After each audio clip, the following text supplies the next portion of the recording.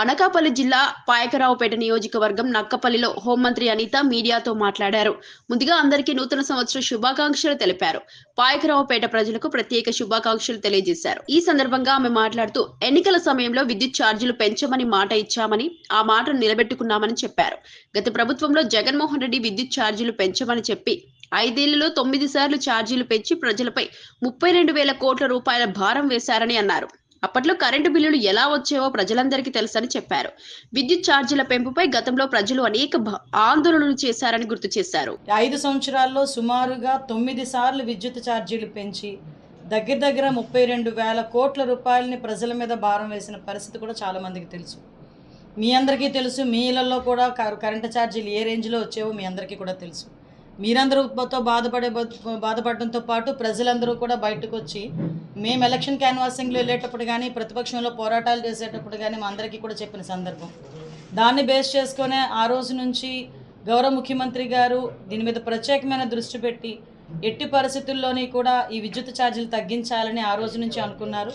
కార్యదక్షత కలిగిన వ్యక్తి, దార్శనికత కలిగిన వ్యక్తిగా గౌరవ చంద్రబాబు నాయుడు గారు ప్రత్యేకంగా దీని మీద దృష్టి పెట్టి విద్యుత్ ఛార్జీల విషయంలో ఈరోజు ఒక నిర్ణయం తీసుకొని ట్రూ అప్ ఛార్జెస్ గురించి కానీ వాటికి సంబంధించిన అన్ని మళ్ళా తిరిగి ఈరోజు వీటి మీద ప్రత్యేకమైన దృష్టి పెట్టి గౌరవ విద్యుత్ శాఖ మంత్రి గుట్టుపాటి రవికుమార్ గారు, అదేవిధంగా గౌరవ ముఖ్యమంత్రి గారు, అదేవిధంగా గౌరవ ఉప ముఖ్యమంత్రి గారు వీళ్ళందరూ కూడా ప్రత్యేకమైన దృష్టి పెట్టడమే కాకుండా నారా లోకేష్ గారు అందరూ కూడా ప్రత్యేకమైన దృష్టి పెట్టి విద్యుత్ ఛార్జీలు ఎట్టి పరిస్థితులను పెంచబోమని మేము ఏదైతే మాట ఇచ్చామో దానికి ఈరోజు కట్టుబడి ఉండడమే కాకుండా యూనిట్ ఛార్జీలను 13 పైసలు తగ్గించిన ఘనత కూడా ఈరోజు ఎన్డీఏ కూటమి ప్రభుత్వానికి.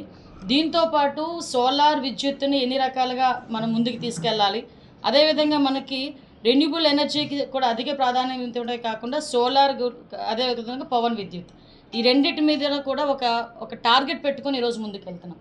ఈరోజు మీరు అబ్జర్వ్ చేస్తే సూర్య గారికి సంబంధించి ఎస్సీ ఎస్టీస్కి కూడా కంప్లీట్గా వాళ్ళకి ఉచిత సోలార్ రూప్ టాప్లు ఇవ్వడానికి కూడా ఈరోజు సిద్ధపడ్డాం.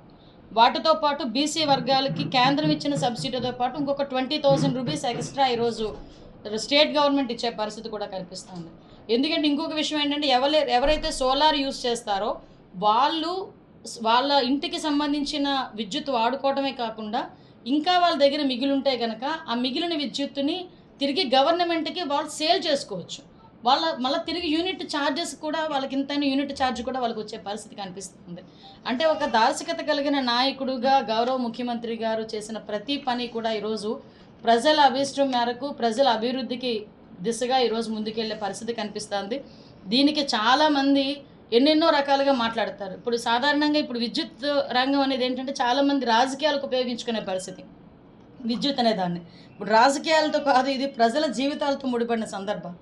ఎందుకంటే విద్యుత్ అన్నది ఆ రోజు 9 సార్లు పెంచిన పరిస్థితి, ప్రజలు ఎన్ని కష్టాలు పడ్డారో మా కళ్ళతో మేము చూసాం.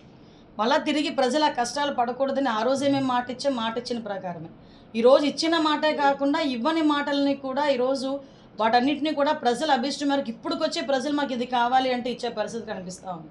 మీ అందరికీ తెలుసు, ఈరోజు మనకి ఒక రెవెన్యూకి సంబంధించి పట్టాదారు పాస పుస్తకాలు, రాజముద్రతో పట్టాదారు పాస పుస్తకం ఎవరెవరో బొమ్మలు వేసో, లేకపోతే సీఎం బొమ్మ ఉందో, లేకపోతే రెవెన్యూ మినిస్టర్ బొమ్మ ఉందో పెట్టి మేము పట్టాదారు పాస్ పుస్తకాలు ఇవ్వట్ల, రాజముద్రతో. ఎందుకంటే భూమి అన్నది ఒక రకమైన ఎమోషన్. నా భూమి మీద నా బొమ్మ ఉండాలి, లేకపోతే నా భూమి మీద నా పేరు ఉండాలి అనుకుంటారు. లాస్ట్ గవర్నమెంట్లో ఆఖరికి సమాధి రాళ్ళ మీద కూడా వాళ్ళ బొమ్మలు వేసుకునే పరిస్థితులు వచ్చేసినాయి.